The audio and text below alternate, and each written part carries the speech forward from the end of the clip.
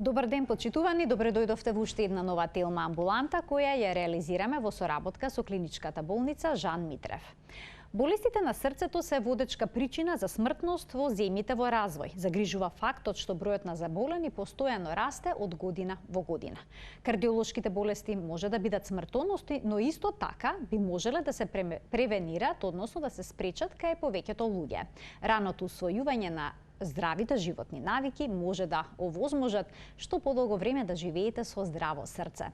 За кардиолошките болести, диагностиката и начинот на лекување денеска зборуваме со доктор Енвер Идовски, специјалист интерни, субспецијалист кардиолог во Жан Митрев клиник. Докторе, добре дојдовте во телма амбуланта.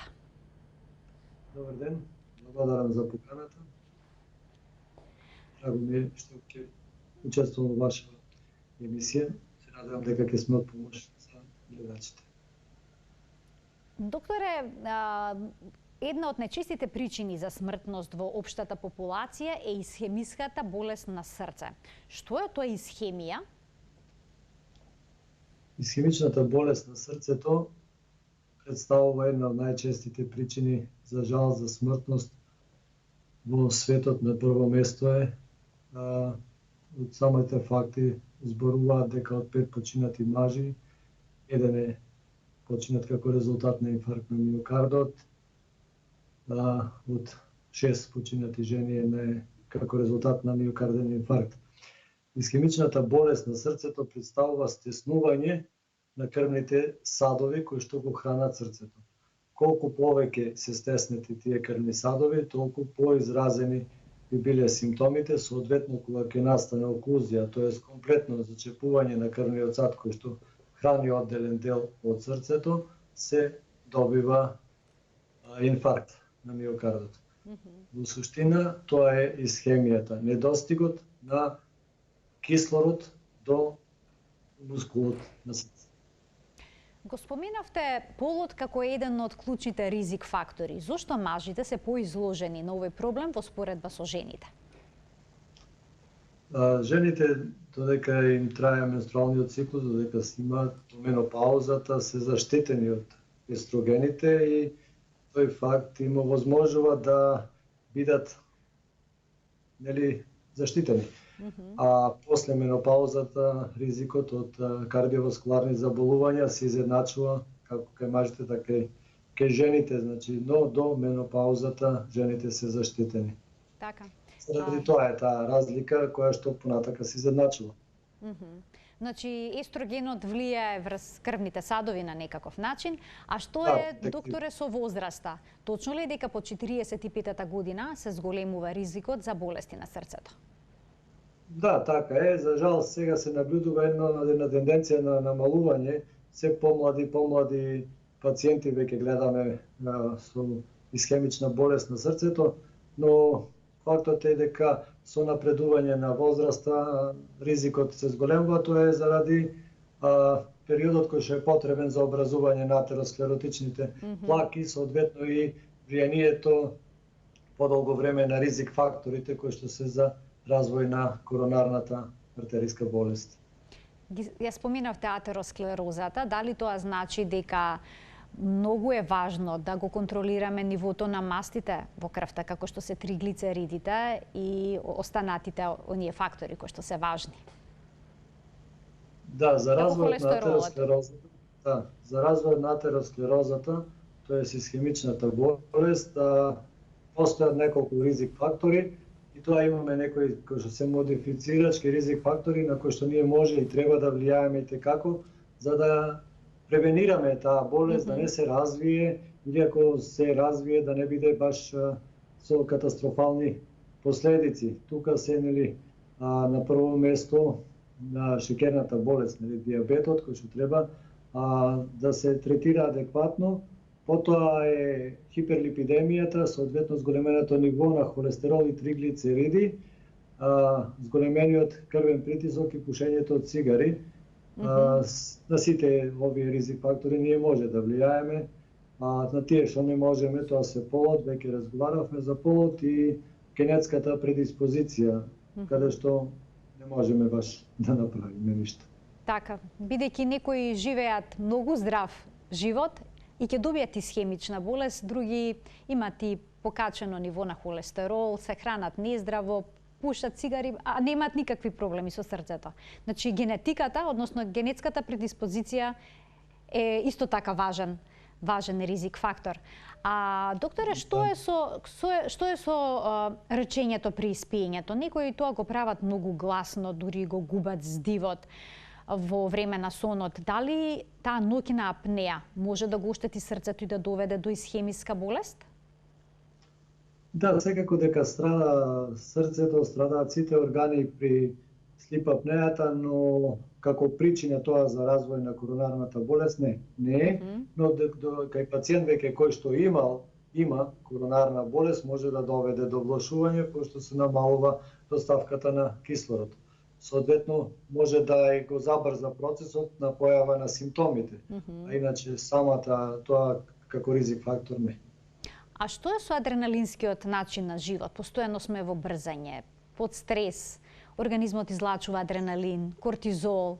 Влијае ли тоа на здравјето на срцето? Може ли да се добие исхемична болест или пак инфаркт како резултат на таков животен стил? Да, значи тоа е стресот, еден од ризик факторите за развој на атеросклеротската болест, но само по себе, доколку ги нема другите ризик фактори, не е водечкиот фактор кој што би довел до исхемична болест, но доколку ги има и другите ризик фактори, како имаме хиперлипидемија, хипертензија или диабет или пушач пациентот, стресот може да доведе до забрзување на болеста, на прогресијата на болеста, соодветно не дај Боже и до појава на катастрофалните последици, кои што не случајно голем дел од инфарктите се случуваат понеделник со вајле рано, после викендот пред започнување на работната недела. Значи тогаш почесто доаѓаат пациенти со вакви проблеми.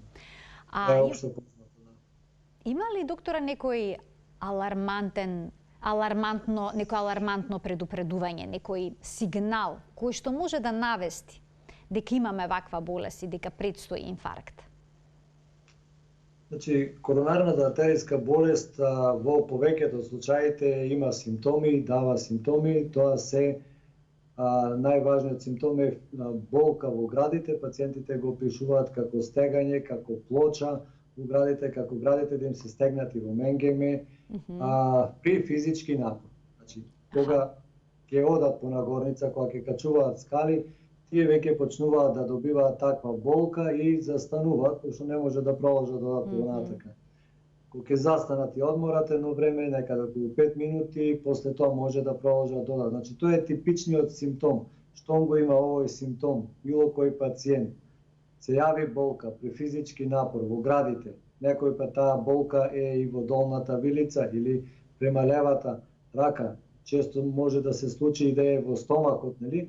Болка штом се јави при физички напори, која што ќе помине, кога ќе застанете, тоа задолжително налага да се побара кардиолог, да се направат соодветните испитувања, како што е редот и протоколот за тоа се прави, нормално ќе се распраша пациентот, ќе се прегледа, ќе се направи ЕКГ, ќе се направи ехокардиографија, сите овие испитувања во нашата клиничка болница Жан Митрев ги правиме редовно, секојдневно, чак сега имаме и некоја акција, попуст имаме на прегледите, за точно тоа ни е целта, превенција, за да не дојде до натака третман, и ќе изборуваме малку покасно на емисијата за третманот, кој што подобро би било доколку го превенираме. Тоа е целта на нашата болница, доколку да можеме да го спречиме, и пак ќе повтораме, заради таа цел ги намаливме и цените за да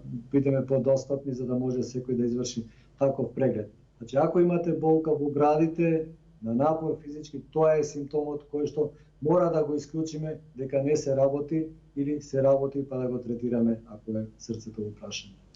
Докторе, да ги поканиме и денеска гледачите во Тилма амбуланта.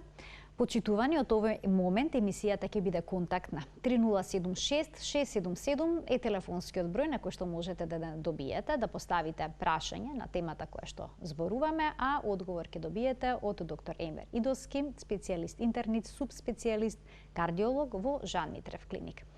Докторе, дали е точно дека инфарктот, срцевиот удар, може да даде многу нетипични симптоми, како што е гадење, повраќање, мачнина, болка во стомакот и слично? Ако е тоа точно, тогаш како да знаеме дали се работи за кардиолошки проблем или за стомачен? Да, така е. Се согласувам со вас. Има нетипични симптоми, посебно инфарктот на долниот зид, кога е засегната десната коронарна артерија, дава такви симптоми кои што се во епигастриумот, ние што викаме, значи тоа е средниот дел на стомакот, и порано, кога не била толку совршена медицината како што е сега, многу од тие пациенти завршувале во клиниките за гастроентерологија за третман на укус на желудник, на дуоденум и така гастрити. Во суштина се работи за коронарна болест и за инфаркт. Сега медицината е доста напредната, имаме многу софистицирани начини на диагностика на оваа болест и ретко кога може да се сгреши. Нетипични се исто симптомите кај пациенти кои што имаат подолго време диабет, со оглед на диабетот и оштетувањето на нервните завршетоци. Болката не е типична кај, може и да не е типична кај овие пациенти. Немал е процентот кога и случајно е откриено, нели, при коронарографија дека имаме оклузија, тоест комплетно запушување на еден артеријски сат, а по дефиниција миокардниот инфаркт точно тоа значи. Кога ќе се оклудира, кога ќе се запуши еден крвен сат, тоа е инфаркт. А пациентот не дава податок, кажува дека немал никогаш градна болка. Така да, некој пат, но типичната симптоматологија кај голем број од пациентите, кај големиот број од пациенти е точно силна градна болка која што не поминува, трае и повеќе од 20 минути, веќе тогаш е суспектно. Каде докторе сеуа тука кај градната коска? Се шири ли поток кон рацете? Знаеме левата рака дека обично боли. Точно тоа? Према раката. Болката е типична, да, како што кажувате вие, со пациентот покажува со целата рака. Кога еден пациент ќе ни покаже со прстче тука таму, најверојатно голема веројатност имаме да не е тоа баш коронарна болест, а тој кој што има болест на срцето, тоест кој што има запушување на крвните садови, покажува со цела дланка, стега. Значи, као притисок во градите го осека. Тоа се пациенти кои што не изгледаат баш многу добро, тоа се препотени пациенти кои што се исплашени од смртта, кои што не може да дишат, не може добро воздух да земат и се бледи. Клиничката слика е доста тешка во таа фаза и која што налага веднаш да се помогне на тој пациент по било кој еден од трите начини кои што ги има за справување со исхемичната болест. Во секој случај треба веднаш да се реагира и тоа е поентата на сето тоа, колку што е можно побрзо таков пациент да стигне до центар, како што е нашиот, кај што може да се изврши се што е потребно на пациентот. Дали ќе треба испитување, дали ќе треба натака стентирање, дали ќе треба хируршка реваскуларизација, операција, било што веднаш може да му се пружи на пациентот. Не треба тој пациент да го губи времето во непотребни диагностики или не дај Боже некои други третмани. Треба веднаш да се отвори артеријата за да се спаси мускулот, пошто времето е мускул тука. Колку побрзо се отвори артеријата и се достави кислород, толку поголем дел од тој мускул ќе се сочува во живот. Така, во светот на бизнисот велат времето е пари, а во кардиологијата времето е срцев мускул. Велат има златен час. Првиот час од почетокот на болката е многу важен. Што после тој час? Значи во тој прв час треба да се интервенира за да бидат последиците најмалу? Да, за да бидат последиците најмалу, колку порано се интервенира, толку е подобро за мускулот на срцето, колку покасно веќе настанато исхемија, некроза веќе почнува да се развива и тогаш чак некогаш и не може во акутната фаза, ако е поминато времето од повеќе од 6 сати да се интервенира, да примерно се оперира, затоа што е поризично во тие случаи. Во нашата институција се прават специјални подготовки на тој пациент за операција со пласирање на интраортални балон пумпи, со хемодинамска стабилизација, со непрекинато 24 часово мониторирање на тие пациенти, една вистинска интензивна нега за тој пациент за да се спреми адекватно за третман. Така да ги само да режејќи поберам да го објават телефонскиот број на телевизија Телма 3076 677, значи емисијата е контактна и гледачите ќе можат да се вклучуваат во програма. Докторе, доколку ке пациентот се јават вакви симптоми додека е дома, треба ли да земат некаква терапија, доколку пијат нитроглицерин, да земат ли апче или пак аспирин? Треба ли нешто да направат во тие моменти или треба веднаш да се упатат во болница? Треба да се повика веднаш брза помош и да се упати во болница. Ако има нитроглицерин, да, треба да се стави под јазик, но и тоа е, треба да се види каков е притисокот. Нитроглицеринот може дополнително, ако тоа е хипотензивен, дополнително да го спушти притисокот, така да се на своја рака од неедуциран персонал е ризично. Иако навиду може би изгледа дека тоа е лесно и елементарно, не е така, тоа се големи работи кои што може натака да направат сериозни проблеми по животот и по здравјето на пациентот. Најбрзо да се извика најдобро да се извика брзо компетентно лице и да се спроведе до најблиската компетентна установа која што може да пружи секаква помош на тој пациент. Соодветна помош. Доктор, имаме гледач кој што очекува вклучување во програма, да му дадеме можност да го постави прашањето. Добар ден. Добар ден. Повелете. Да ви посакам убав ден, убава работа. Ви И благодарам. еден огромен поздрав до докторот. Во мои 73 години тоа е најдобриот доктор што постои и само него здравје да го служи за да не спасува нас. Голема благодарност. Убав ден да има и докторот. Ви благодарам за убавата мисла што ја упативте и кон докторот и кон нас. Докторе, секогаш се вклучуваат гледачи кои што изразуваат благодарност кога вие ни гостувате. Очигледно дека е многу големо задоволство кога докторот она што го работи дава резултат. Кога некој Големата награда за еден доктор е точно тоа, да ти се задоволни пациентите, да се среќни, излечени, нема подобра награда од тоа. Така е. Докторе, кога пациент ќе дојде во болница со овие симптоми, најнапред какви испитувања е потребно да се направат? Кај нас во нашата болница, кога си закажат преглед, доаѓаат на одреден термин, тука е докторот, ќе го прифати пациентот, сестрата исто така, се разговара со тој пациент околу симптомите, околу што го натерало тој пациент да дојде, тоа што викаме ние тоа анамнезата, сите симптоми кои што ги имал, историјата на болеста, потоа се прави ЕКГ на пациентот, ќе се измери притисокот и соодветно се анализираат тие два параметри, се прави ехокардиографско исследување во кое што ќе се видат апсолутно сите структури на срцето, ќе се види контрактилноста на срцето, срцевите валвули, тоа е залистоците, каква состојба се, дали има некакви оштетувања, нема. И освен тоа, на истиот преглед ги правиме преглед на сите внатрешни органи, ехографски ги гледаме крвните садови кои што одат во мозокот и крвните садови кои што го снабдуваат нозете.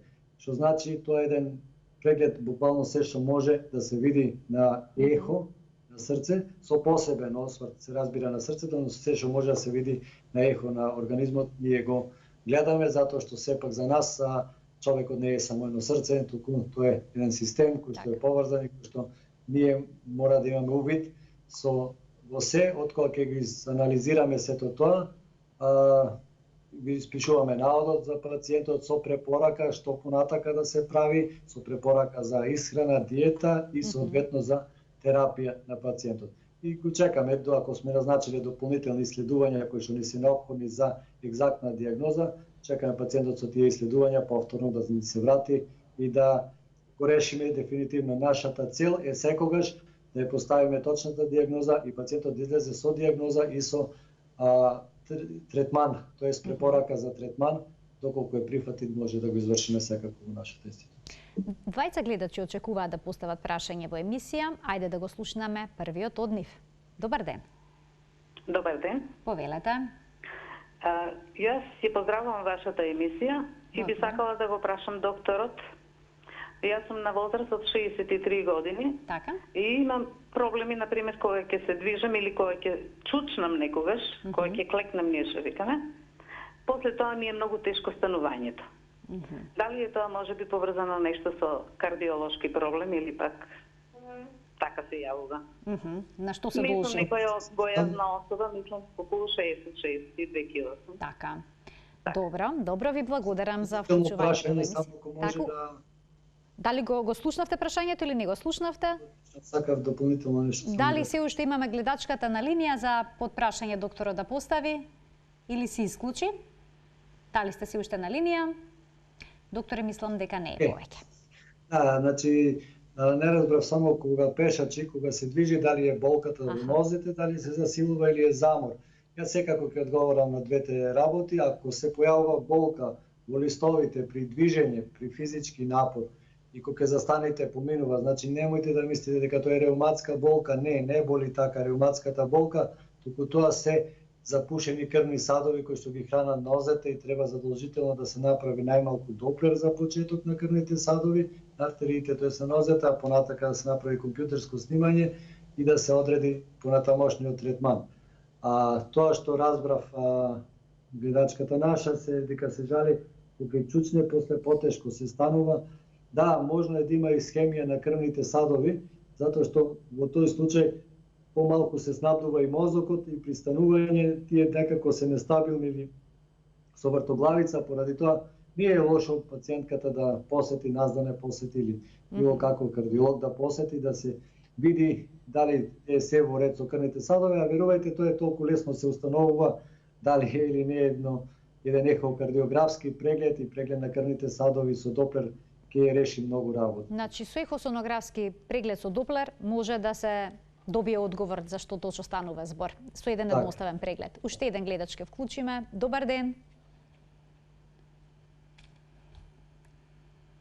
Добар ден. Добар ден. Еве слушаме. Во програма сте, повелете. Не морам. Ве слушаме, господине, поставете го прашањето. Сакам да го прашам докторот, имам 2 стента ставено. Така? И сега некој пат слушам нешто па се ме стегнаат раците двете. Добра. И сакам да го прашам што може да биде тоа. Така, значи имате 2 стента и сега чувствувате стегање во рацете, ако ве разбрав добро. Да, па имам нешто со раците, нешто кога спијам, такви работи кога одморам, на повишено спиење кога спијам и кога ќе станам и тогаш слушам болки, како укочен ми се раците. Така, добро, дали е тоа поврзано со стентот, за што се работи? Ви благодарам за вклучување, повелете, докторе. Да, не е типична симптоматологијата што кажува нашиот гледач. Обично кажав, повторам пак, дека тоа се болки кои што се јавуваат при физички напор. Кога ќе почне да се јавува болката во мирување, тоа е веќе многу сериозна работа и тогаш веќе апсолутно треба да биде хоспитализиран пациентот. Он кажува дека има вкочане, тоа после спиење, кога ќе стане сабајле, не е типично. Но сепак заслужува да се провери, да секако кардиолошки преглед треба да се направи. И тука сакам да споменам дека они сите тие стентирани пациенти по протокол треба да примаат едни лекови кои што се антиагреганти, како што е клопидогрелот. Ние имаме можност тоа да го испитаме генетски. Значи, да испитаме дали лекот навистина делува. Кај 30% од луѓето не делува. И тука е опасноста, ако не делува овој лек, кај тие пациенти има ризик да се запуши стентот, затоа во нашата установа пред секое стентирање задолжително го тестираме лекот за да провериме дали навистина делува или не. Дали би имал ефект кај тој пациент. Так. Уште еден гледач очекува да постави прашање во денешната Телма амбуланта. Добар ден за него. Добар ден. Повелете, во програма сте. Поздрав до вашата емисија. Благодарам.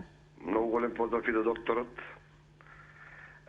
Јас сум 58 годишен маж. Прележав ковид пред 1 година. И после еден месец по преживувањето имав проблеми со дишењето, немав доволно, не можев да дишам, нема воздух, немав. Отидов на доктор, ми кажа дека имам забрзано чукање. Така. И прерипување на срцето. И сакам на докторот да го прашам дали, мислам сега за сега се смири малце, пошто одам пешачам ваму-наму. и дали нешто да ми препорача со тоа прерипување на срцето или со... Така, што да направите со овој проблем како што се јавил во пост-ковид период, отколку што ве разбрав? Ви благодарам за прашањето. Докторе, благодарам и јас за прашањето, го разбрав прашањето, се работи за пост-ковид синдром. За жал, ковид инфекцијата е многу сериозна болест, веќе сите го знаеме, но последиците после прележана ковид инфекција се навистина исто сериозни. Да, тахикардијата и тоа аритмија што секат срцебиење, екстрасистоли се чести се случуваат. Како се подобрува функцијата на белиот дроб, така намалуваат тие симптоми. Од почеток и до 6 месеци повеќе пациенти чувствуваат сериозен замор. Значи не може да се движат многу, не може да работат ништо скоро, колку само да можат нивните функции најосновни да ги исполнуваат. Сериозна е болеста многу и треба сериозно да се свати како лечењето во акутната фаза, така и пост-ковид последиците треба да се третираат. Ние во нашата институција, и тоа е по протокол за ковид, кај сите пациенти после прележан ковид, освен што се прави пулмоангиографија за да се види какви се последиците на белиот дроб од ковид инфекцијата, дали има тромбоза во артериите на белиот дроб, исто протоколот е и за магнетна резонанса на срце, која што ќе ни покаже идеално дали има некакви оштетувања од ковидот, пошто е познато дека после 2 месеци од прележан ковид може веќе да има оштетување на миокардот, или тие последици кои што ги има пациентот си се од лошата белодробна функција. Така да не е лошо пациентот да стави еден холтер 24 часа, холтер ЕКГ, тоа ќе го мониторира работата на срцето и ќе видиме ние дали има такви наречени, не дај Боже, малигни аритмии кои што може да го загрозат пациентот или тоа се невини такви кои што само прават непријатно чувство. Во секој случај убаво е да го види еден кардиолог искусен кој што се занимава со оваа проблематика и со пост-ковид компликациите и да ги направат соодветните испитувања. Често се среќава заморот, е често среќавано затоа што белиот дроб е сериозно оштетен и треба време да се опорави. Докторе, а овие пациенти со пост-ковид последици од овој тип смеат да бидат физички активни? Да шетаат често, да вежбаат? Не. Значи, треба да се активни, да, до замор. Штом почувствуваат замор, не треба да продолжуваат натака, никако. Значи, ако е замор, јас дори често им кажам на моите пациенти, дори да имате уште 5 метри до вратата до дома, застанете штом чувствувате замор. Нека помине, одморете се, ќе ги изодете тие 5 метри. Не брзајте, затоа што тоа значи само оштетување кога се работи за срцева слабост, оштетување на клетки на срцето или тука веќе за белодробието до оштетување на плуќата. Така, ова е еден многу корисен совет кој што треба да се знае. Тука ќе погледнеме еден блок реклами, а веднаш потоа продолжуваме со денешната Телма амбуланта.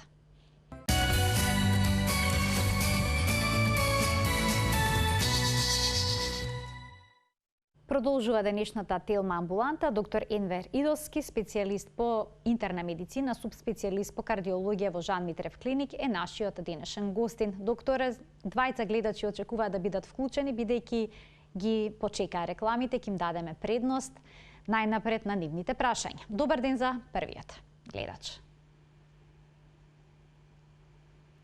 Добар ден. Ало. Ве слушаме, повелете. Да? Добар ден. Во програма сте. Да, поздрав до вас, поздрав до доктор Енвер. Имам едно прашање.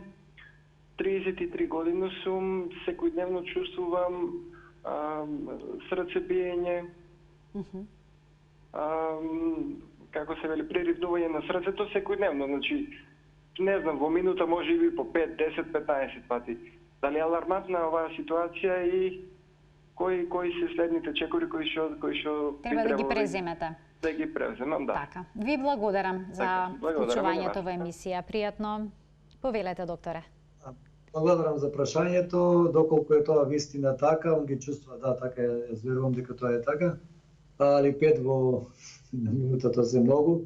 Третман на екстрасистоли и тоа поединечни, над 2000 сигурно ги има тој 2000, така да обавезно он треба да посети кардиолог. да се направи еден холтер, да се види точната бројка, да се видат на тие прескокнувања и соодветно да се даде терапија, ако се такви само екстрасистоли, може и да е аритмија која што заслужува и треба посериозна терапија и соодветно не е само да лечиме ова сега екстрасистолите, туку треба да се насочиме подлабоко да ја најдеме причината зошто дошло до нив и соодветно да ја лечиме причината.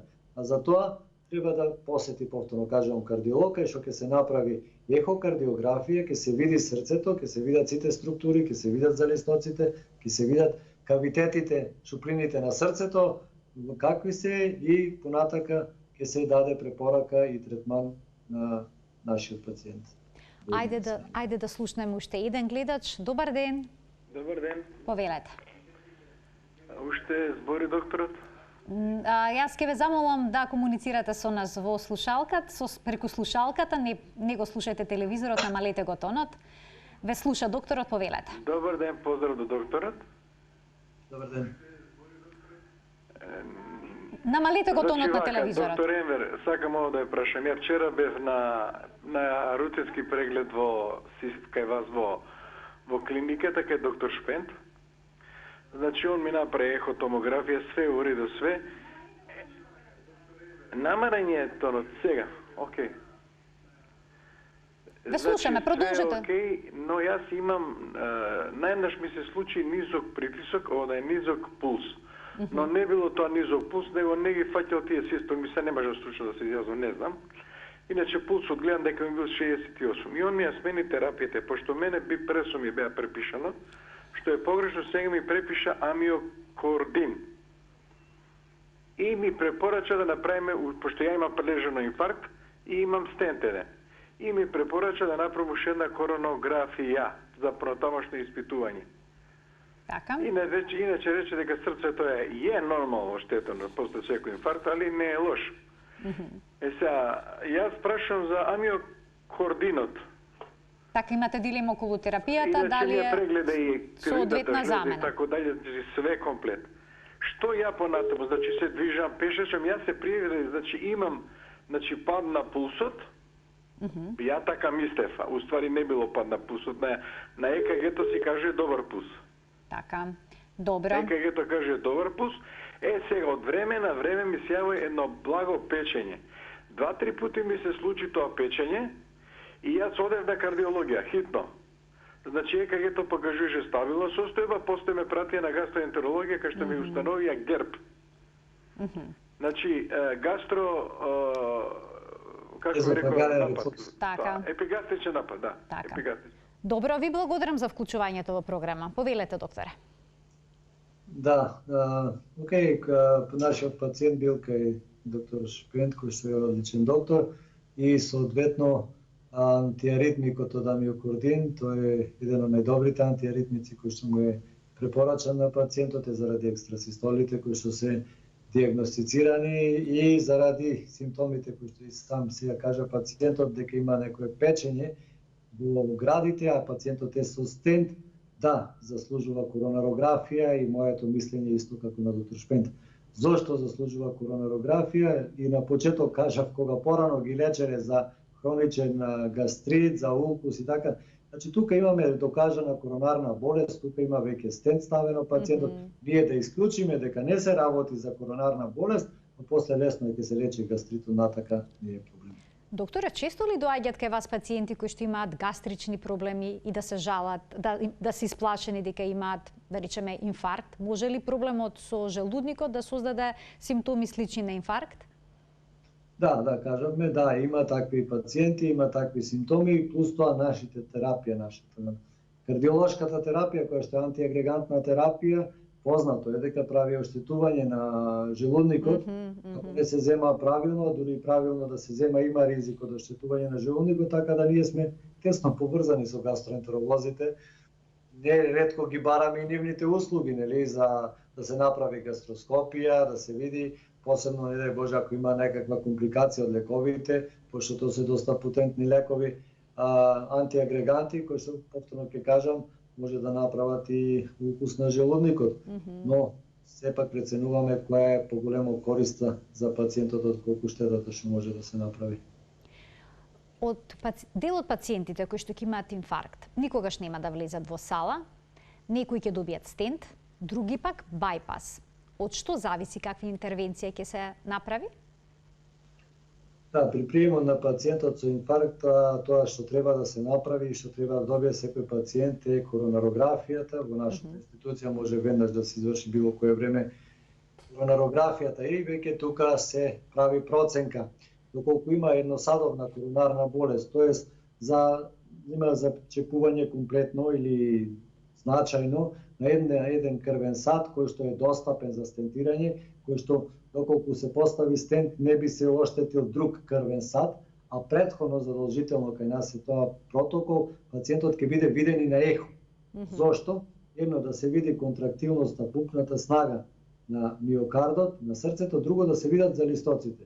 Значи нема поента да ставаме стент на пациент кој што има тешка аортна стеноза, да речеме, или изразена митрална инсуфициенција како компликација на инфарктот. Значи во тој случај тој секако мора да се оперира. Зошто не би се направило и бајпас истовремено? Така да тука немаме оправданост да се освен ако не се работи за некаква ургентна ситуација која што е живото спасувачка. Тогаш да, апсолутно се става стент, па понатака ќе се решава хируршки. Мада тука веќе во нашата институција има можност и веднаш да се изврши хируршка интервенција. Доколку има пациентот, рековме, нели, некаква срцева мана на залистоците, дали тоа е стеноза или инсуфициенција која захтева хируршка интервенција и има коронарна болест, тоа е апсолутна индикација за хирургија. Втората, ако имаме запушување на главното стебло, кај што поставувањето на стентот е доста ризично, не дека не се става, се става, и таму тоа е сепак ризично, треба да направиме проценка дали заслужува да го прифатиме тој ризик, кога веќе има хирургија која што е многу побезбедна. Третата опција за хирургија е кога имаме запушување на многу крвни садови, кој што е безсмислено да се стават 5, 7, 10 стентови, нели, тоа е нема логика. Во тој случај исто така е препорачлива хирургијата. Знаете, кога ќе кажете хирургија или стент, некако пациентот природно се одлучува за стент, си вика, нели, полесно е, подобро и така. Но ние сме во ова работа долги години и ги знаеме сите тие, сме ги виделе сите тие бенефити на хирургијата. Што значи тоа? Пак ќе кажам, не е пријатно кога ќе слушаш дека треба да ти го оперираат срцето, но ако знаеш колку е тоа запушено тоа срце, колку е проблематично, колку е ризично кога не е оперирано, едва ќе чекаш да се направи интервенцијата. Хирургијата, сега последно зборам за нашата институција, операциите од овој тип ги извршува академик доктор Жан Митрев. Има лежењето е околу 5 дена во болница. За тоа време пациентот ќе се оперира, ќе се извадат дренови, ќе стане, ќе почне да шета и ќе се пушти дома за 5-тиот ден. Значи тоа е едно трајно решение кое што понатака, нели, после 2 месеци он може комплетно да се врати на работа. 2 месеци ни се потребни не за срцето, 2 месеци ни се потребни за заздравување на градната коска. Зашто за да стигне до срцето мора стенотомија да направи. И заради тоа хирургијата не е нешто кое што веќе треба да се и ризикот од да се избегнува по секоја цена, бидејќи треба да се измери ризик и бенефит. Докторе, ви благодарам за вашето денешно гостување во Телма амбуланта. Благодарам и на вас. Се надевам дека ќе се видиме повторно. Почитувани, ова беше се во денешната емисија. Гледајте не секој работен ден во 12:45 на Телма. До гледање.